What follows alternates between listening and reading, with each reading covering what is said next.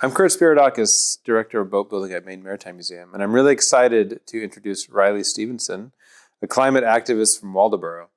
She has worked on local and statewide climate initiatives in the spheres of advocacy, activism, and policy change, and is most interested in the social and economic impacts of the climate crisis in Maine, as well as the disconnect between those creating environmental policy and those being impacted by it. She graduated from Lincoln Academy in 2021, took a gap year, which brought her as far away as central Chile and as close to home as Portland, and is now studying environmental studies and sociology at Brown University. Riley served as a member of Maine Youth for Climate Justice, worked in Representative Shelley Pingree's office, produced her own short film series amplifying Maine coast fishermen's perspectives on climate change, and served as the president of her high school's Climate Action Club. And she's traveled extensively in wild and beautiful environments, all in her teenage years. Riley will be joining other local climate activists and policymakers at Maine Maritime Museum this spring for a live panel discussion on environmental justice and shaping climate policy. Mark your calendars for May 25th at 6 p.m. to join this important discussion. For more information, visit the events page on our website at mainmaritimemuseum.org. I think there's often a misconception about environmental activism that it's really hard to sort of get into and really hard for people to understand, well, what should I be doing? Should I be a vegan or should I go to the state house? Where do I fit in and what kind of actions are most impactful? And I think my biggest advice would be to find what you care about, what you're good at, and what you have time for.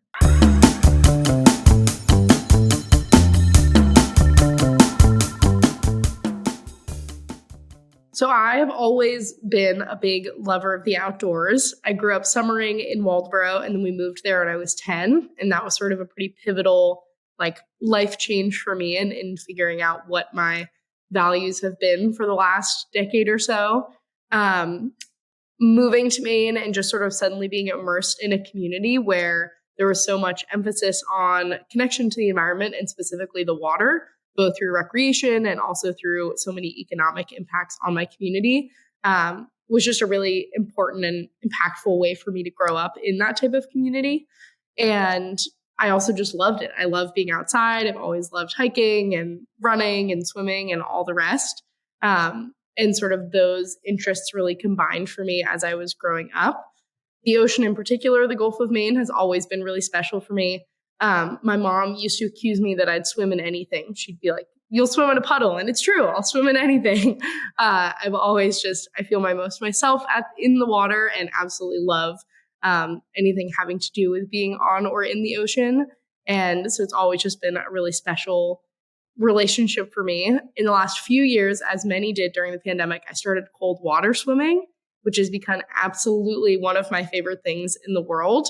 And for me, it's such an important thing as a climate activist to have a real outlet where I'm super present, super mindful in something, and especially something that is so meaningful as the water. It's just a chance for me to spend a few minutes completely disconnected from the rest of the world in really cold water in the place that I love. And it's just absolutely delightful. So the cold water in many ways keeps me sane and has just always been a place I've really loved.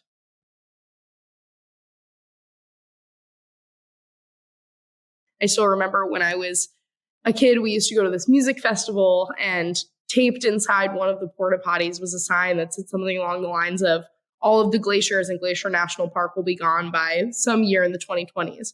I was probably 6, and I remember bursting into tears and running to my parents and being like, you guys, this is so awful, so horrifying. And that sort of being this first moment of oh my goodness, this thing that's really important to me is in danger. And I owe myself and this place in this community that I live in, I have to help this. I have to work for this. And sort of then as I learned more about environmental justice specifically and the ways that different communities are so disproportionately impacted by this problem that they didn't create, I was so much more motivated to use sort of the connections that I had in the community that I was in to really create those important changes, and became much more focused on how we work towards truly equitable solutions.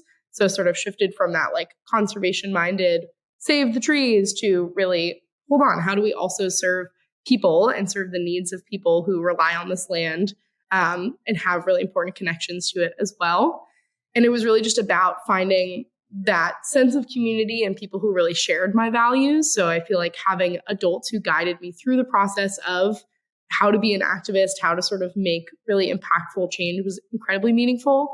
And then from there, I was sort of able to spiral off into my own projects and kind of take it from there. But that really young education and understanding of the issues was so important. So I would say probably the most impactful experience that I've had as an activist was kind of my first, and that was working with the Maine Environmental Education Association's Changemakers group.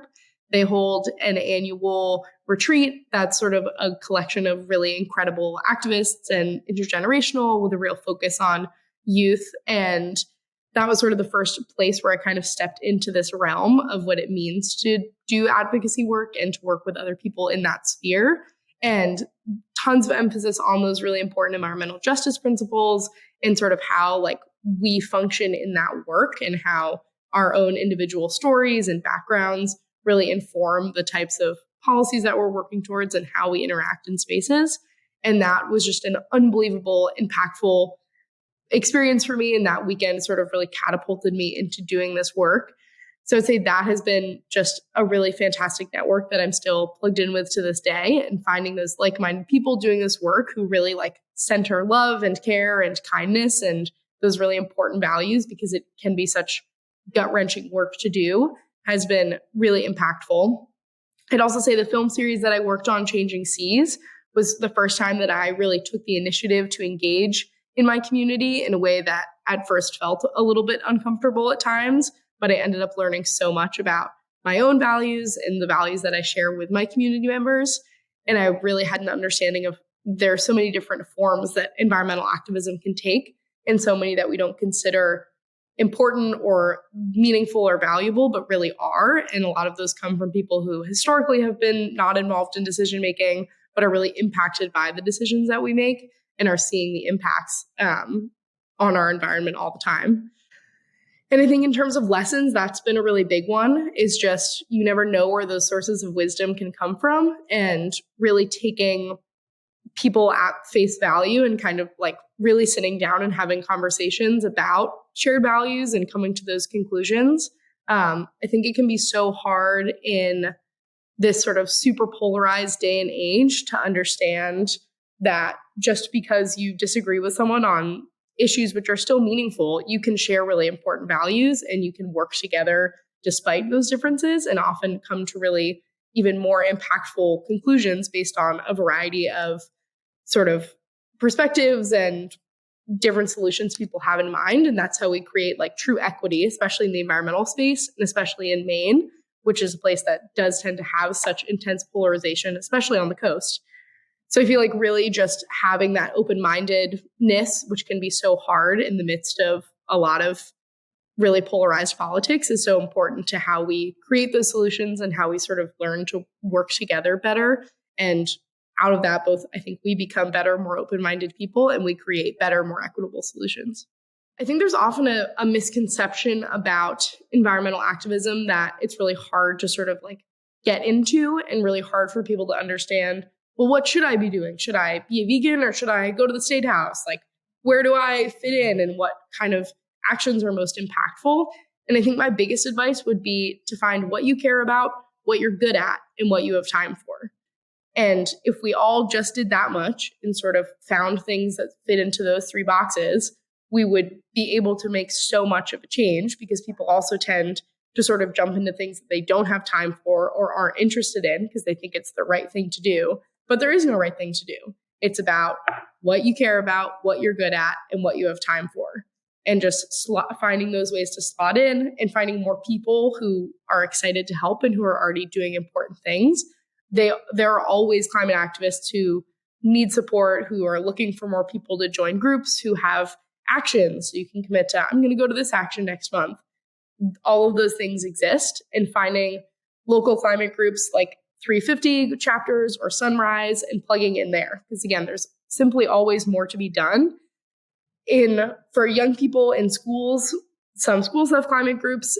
Some schools, it's not easy per se, but it's easier than you'd think to start one, and sort of figuring out what that looks like and getting more people involved, finding an adult who cares in those school systems, and just really finding whatever resources exist in your community because they are there, and then committing exactly as much time as you have, exactly what it is that you want to be doing, because being fueled by that passion makes it so much easier to do this work, which can feel so upsetting. And so if you're really caring about what you're doing, you're going to want to continue to do it.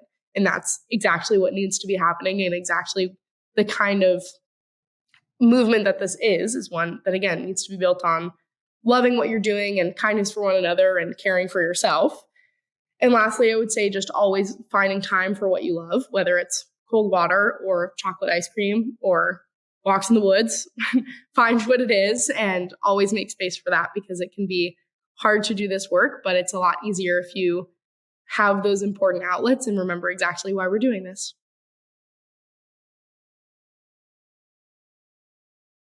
Changing Seas was sort of born actually out of the Changemakers group. I was doing a fellowship with them, and was sort of part of that fellowship was coming up with a community project. And I knew that I really wanted to work with specifically young lobster folk in my community, and had sort of originally thought, oh, maybe I'll ask them to start coming to some of my environmental meetings and sort of engage that way. And then I sort of took a step back and realized, well, that's not entirely a solution to say, oh, just come join my thing, because that's not what everyone wants to do. And again, those spaces where we make environmental decisions often feel really closed off to people who have not historically had a spot at the table. So instead I said, okay, how can I engage at their level, at their interests, and sort of like just uplift the work that's already being done, because so many lobster folk in Maine are already doing really important conservation work, thinking about some of the notching of lobsters' tails and throwing back lobsters with eggs. Like, those are really important conservation steps that are being taken.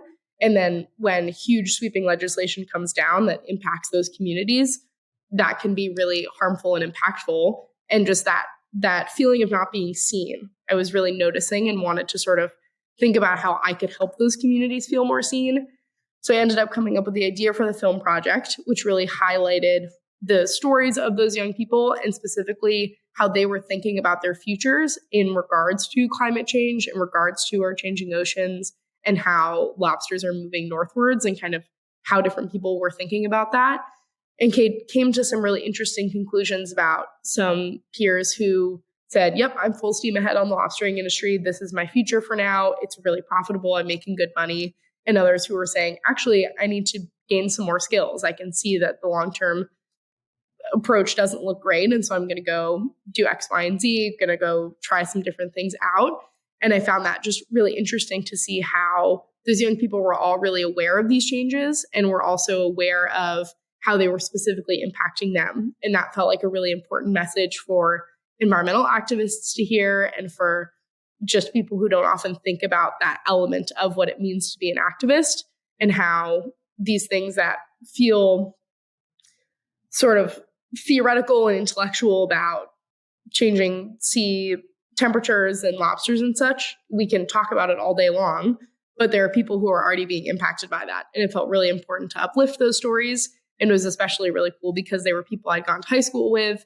And it was just such an interesting way to engage really deeply on subjects that can be kind of tricky to broach. But when you just sit down and listen, you can come to some really interesting conclusions. And I found cool shared values and new things with those people just simply from the act of sitting down and listening.